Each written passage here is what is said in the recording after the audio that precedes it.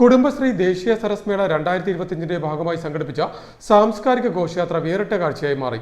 ചെങ്ങന്നൂരിന്റെ സംസ്കൃതിയും പൈതൃകവും വിളിച്ചോതിയ വിളംബര ജാഥയിൽ നൂറുകണക്കിന് പേർ പങ്കാളികളായി. ന്യൂസ് സ്റ്റാർ ന്യൂസ് തയ്യാറാക്കിയ പ്രത്യേക റിപ്പോർട്ടിലേക്ക്.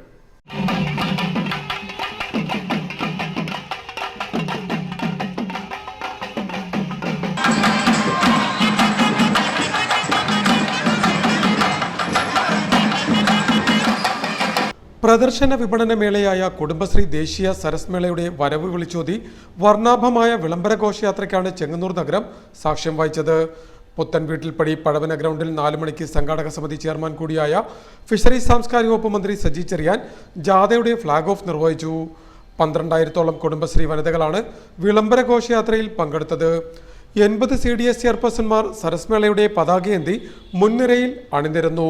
കഥകളി, തെയ്യം, നാടൻ കലാരൂപങ്ങൾ, പുലികളി, കുട്ടികളുടെ റോളർ സ്കേറ്റിംഗ്, ശിങ്കാരി കാവടി, പാവകളി, ആദിവാസി നൃത്തം, ബാൻഡ്, പഞ്ചവാദ്യം, ചെണ്ടമേളം, വനിതകളുടെ കോൽക്കളി, മുത്തുക്കുടകൾ, അമ്മൻകുടം, കേരളത്തിന്റെ പരമ്പരാഗത വേഷമണിഞ്ഞ കുട്ടികൾ, വിവിധ CDS ഒരുക്കിയ നിശ്ചല ദൃശ്യങ്ങൾ ഇവയെല്ലാം തന്നെ വിളംബര ജാഥയുടെ മാറ്റുകൂട്ടി.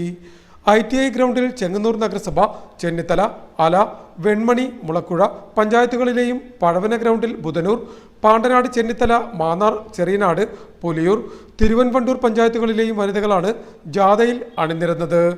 ഇരുജാഥകളും നന്ദാവനം ജംഗ്ഷനിൽ സംഗമിച്ച് മേള നടക്കുന്ന മുനിസിപ്പൽ സ്റ്റേഡിയത്തിൽ സമാപിച്ചു.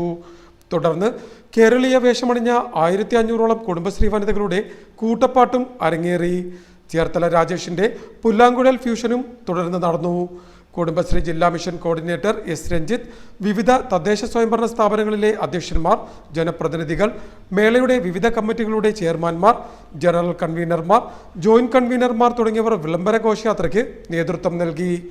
മന്ത്രി സജി ചെറിയാന്റെ നേതൃത്വത്തിൽ ജനുവരി 31 വരെ നടക്കുന്ന മേളയ്ക്ക് വിപുലമായ ഒരുക്കങ്ങളാണ് നടത്തിയിരിക്കുന്നത്. News star news, Alappuzha.